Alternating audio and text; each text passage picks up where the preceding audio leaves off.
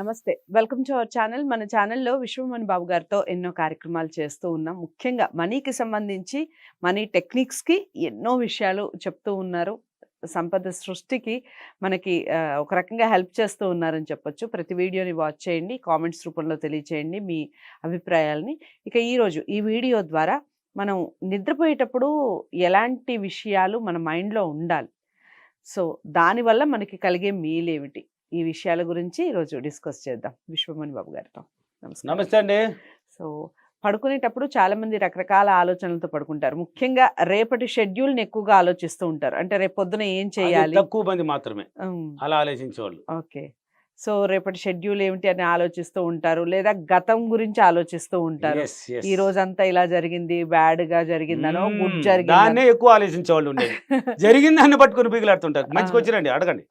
So, ఇలా ఆలోచించకుండా అసలు ఏది ఆలోచిస్తే మనకి డబ్బొస్తుంది? రాత్రి పడుకునేటప్పుడు మనకి ఎలాంటి ఆలోచనలు డబ్బే ఉండటం వల్ల? కాదు, డబ్బుతో కూడా ఏదైనా జరుగుతుంది. ఓకే. అనుకున్నది అంతా జరగాలంటే మనం మ్మ్. రాత్రి పడుకునే ముందు చాలా ఇంపార్టెంట్ అండి. రైట్. అంటే ఎలాంటి ఆలోచనలు ఉండాలి? ఎస్, ఖచ్చితంగా ఉండాలి. ఇప్పుడు చాలా మంది ఉంటారు, నిద్ర లేచి వాళ్ళ పనులకు వెళ్తుంటారు. బయట పోయినప్పుడు నువ్వు పాజిటివ్గా ఉన్నా కానీ కొన్ని థాట్స్ నెగిటివ్ అనేది నీ మైండ్కి వస్తూనే ఉంటుంది. పోతూ ఉంటే మాట్లాడితే వాళ్ళు ఒక పని దగ్గర ఒక ఆఫీసులో ఉన్నా కానీ కొంతమంది ఉంటారు దానికని వాళ్ళ నెగిటివ్ థాట్స్ అనేది రిలీజ్ చేస్తుంటారు. అది కూడా వింటూ ఉంటుంది. తిరిగి ఇంటికి వచ్చినావు, నీ పోయిన దగ్గర నీకు పనులు కొన్ని జరిగి ఉంటాయి, కొన్ని ఆటంకాలు ఏర్పడి ఉంటాయి, నీకు కొన్ని నెగిటివ్ విషయాలన్నీ చూసి ఉంటావు.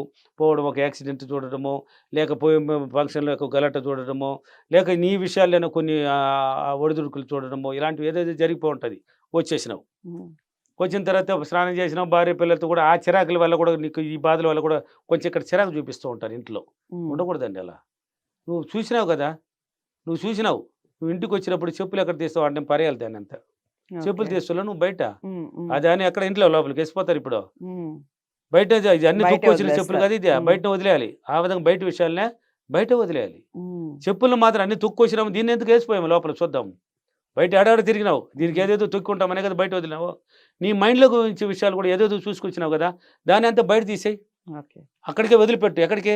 ఆ చెప్పులు తీసే దగ్గరికి వదిలే పాత విషయాలు. ఇప్పుడు అక్కడ దాన్ని పారేసి నువ్వు ఇంట్లోకి వచ్చేయాలి.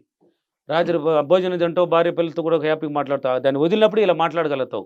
అది అట్నే ఉండిందంటే ఇక్కడ కూడా చిరాకు వస్తుంది. అన్నం వేయకపోతే కూడా దాని మీద మొరవడం, పిల్లలు ఏదైనా ఒక పని చేయకపోతే వాళ్ళ మీద అట్టం పొరిచి చూడడం, వాళ్ళని తిట్టడమో లేక కొట్టడమో ఏదో ఒకటి చేసేస్తూ ఉంటారు.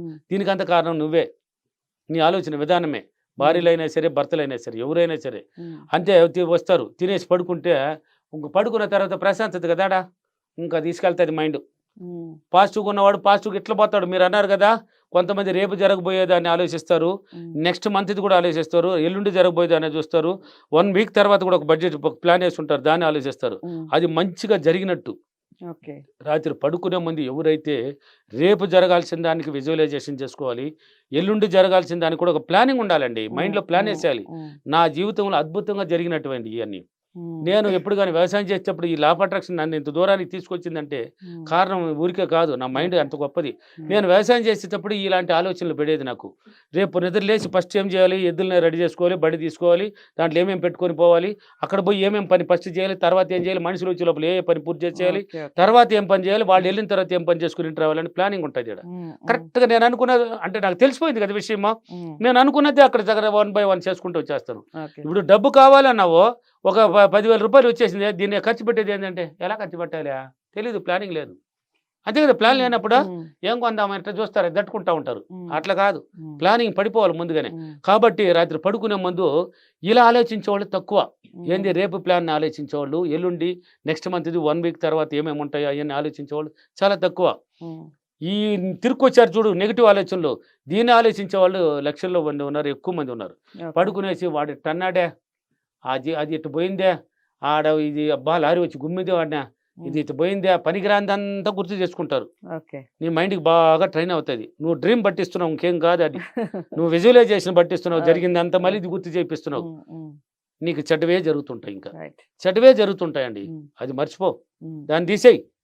చెప్పులు కాడే తీసేయమన్నాను, చెప్పులు ఎక్కడ తీసావు అక్కడే తీసేయి. ఈరోజు తిరుకొచ్చిన విషయాలన్నీ ఆడబారి, దాంట్లో మంచి విషయాల్లో ఉన్న మాత్రం తీసుకొని రా బయటికి, దాన్ని గుర్తు చేయి, పర్లేదు.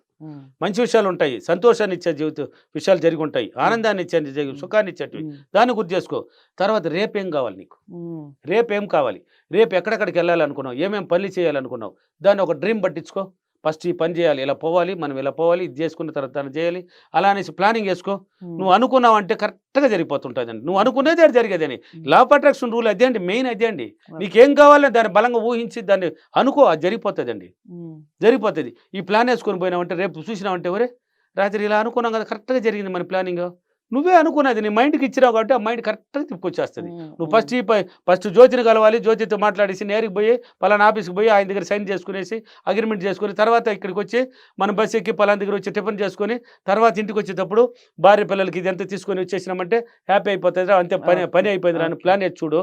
నువ్వు అనుకున్నది 1 by 1 చేసుకుని నువ్వు అనుకున్నావు కదా, ఫస్ట్ ఇది అన్నావు జ్యోతి, రెండేది ఆఫీస్ అన్నావు, మూడేది బస్ ఎక్కి అక్కడ దిగాలన్నావు, ఆడ భోజనం చేసినావు అన్నావు, భోజనం చేస్తావు, మళ్ళీ వచ్చినావు దిగినావు, నీ భార్య పిల్లలకి ఏం కావాలి కుటుంబానికి తీసుకున్నావు, హ్యాపీగా వచ్చినావు, నీ భార్య కూడా ఆనందపడుతుంది. నువ్వు భార్య పిల్లలు కావాలని తెచ్చినవా, ప్లానింగ్ జరిగిపోలా, పాతది జరిగిపోయింది అని గుర్తు చేసుకుని ఏం సాధిస్తారు మీరు?